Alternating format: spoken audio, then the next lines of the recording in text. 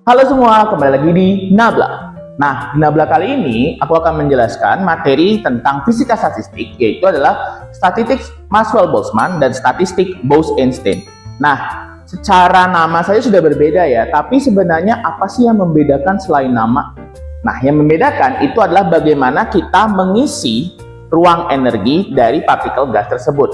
Nah, supaya kalian nggak bingung, kan itu rumusnya banyak ya. Gimana sih biar kalian nggak bingung? Nah, ini bakal saya contohkan menggunakan butiran-butiran permen seperti ini. Sini. Nah, jadi di sini ada 2 butir permen dan juga ada 3 butir permen. Nah, bisa kalian lihat di sini, permen yang ini itu warnanya sama. Sedangkan yang di sebelah sini warnanya berbeda. Nah, perbedaan warna ini akan kita gunakan sebagai fondasi dasar dalam menentukan apakah dia masuk statistik Maxwell-Boltzmann atau statistik Bose-Einstein. Ya. Nah, yang pertama kita lihat di sini, ini adalah permen yang warnanya sama. Anggap saja permen-permen ini adalah partikel-partikel gas.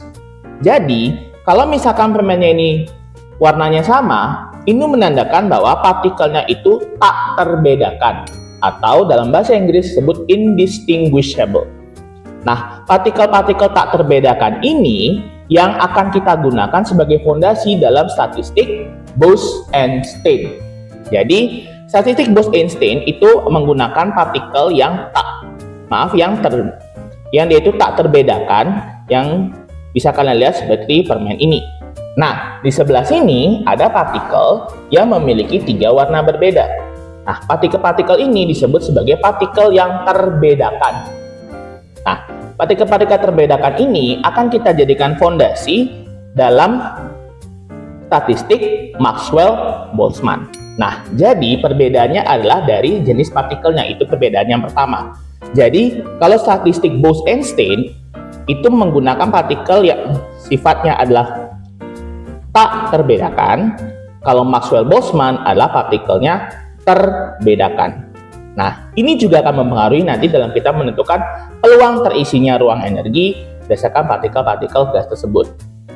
Oke, sekarang kita lanjut untuk pengisian ruang energinya.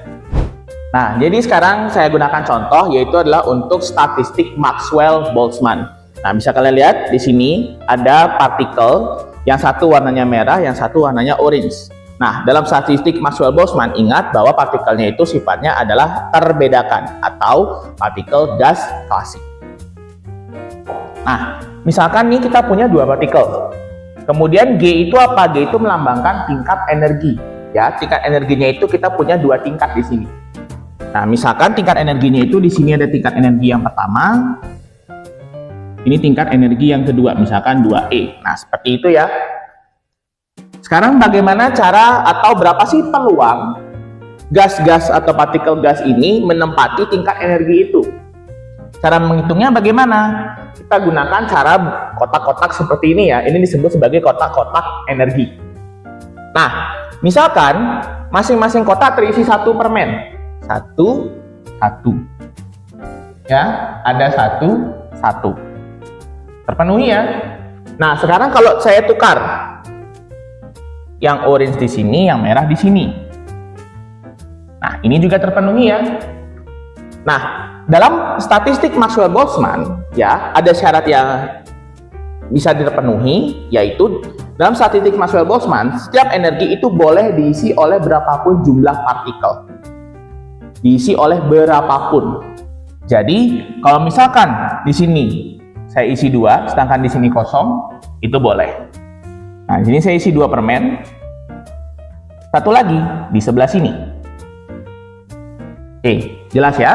Nah, jadi ada berapa kejadian yang saya lakukan tadi? Ada 4 kejadian. Jadi, kejadiannya tadi saya tandai di sini masing-masing 1. Ini saya mungkin arsir dulu 1 sebagai pembeda karena partikelnya terbedakan. Kemudian tadi saya taruh di sini 1. Sekarang yang diarsirnya ada di sini. Kemudian di sini di tingkat energi E itu bersama, dan kemudian yang terakhir ada di sini. Nah, berarti ada berapa? Ada 4 peluang. Nah, peluangnya itu sama dengan 2 pangkat 2, sama dengan 4 cara. Nah, dari sini kita dapatkan bahwa dalam statistik Maxwell-Boltzmann, rumus untuk menentukan peluangnya yaitu W sama dengan GI dikalikan dengan NI. Nah, bagaimana sekarang kalau seandainya tingkat energinya ada lebih dari satu keadaan seperti ini? Jika lebih dari satu keadaan, maka misalkan W total itu adalah W1 dikali W2 dikali W3 dikali seterusnya. Menggunakan aturan perkalian pada peluang ya. Nah, sehingga dapat kita nyatakan W total itu sama dengan P dikali GI pangkat NI.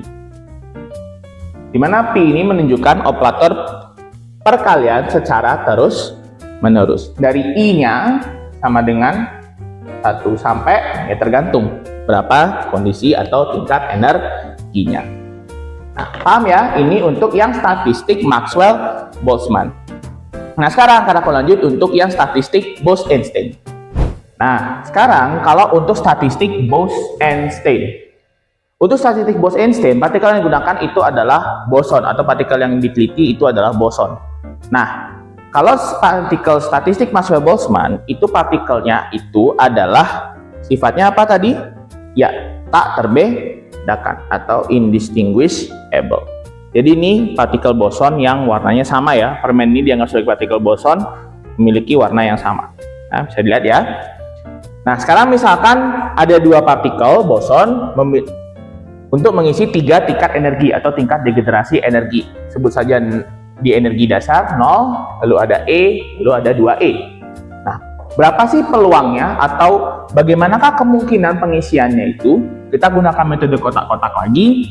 Nah, caranya adalah bisa diisi satu persatu. Bisa dilihat ya.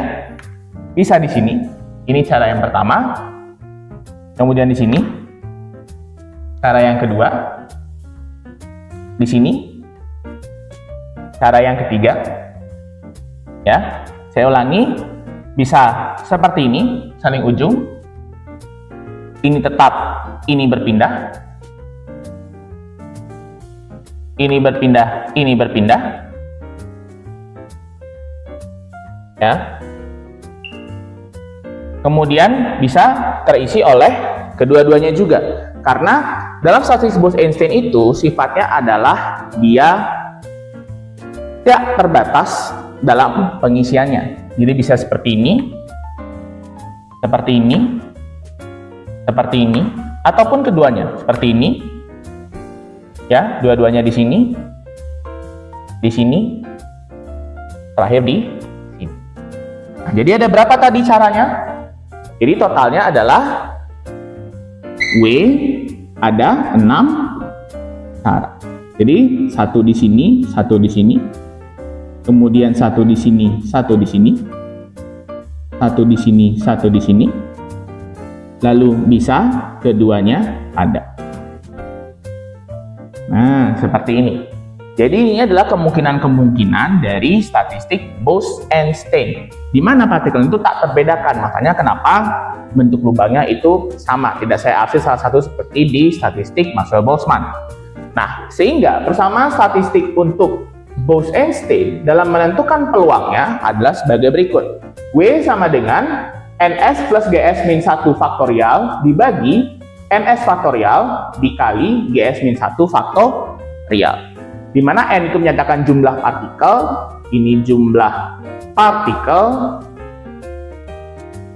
dan G-nya itu adalah jumlah tingkat energi.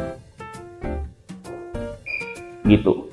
Nah, kalau misalkan ada lebih dari satu keadaan, W totalnya akan sama dengan P dari S sama dengan 1 sampai tak hingga NS plus GS min 1 faktorial per NS faktorial GS min 1 faktorial.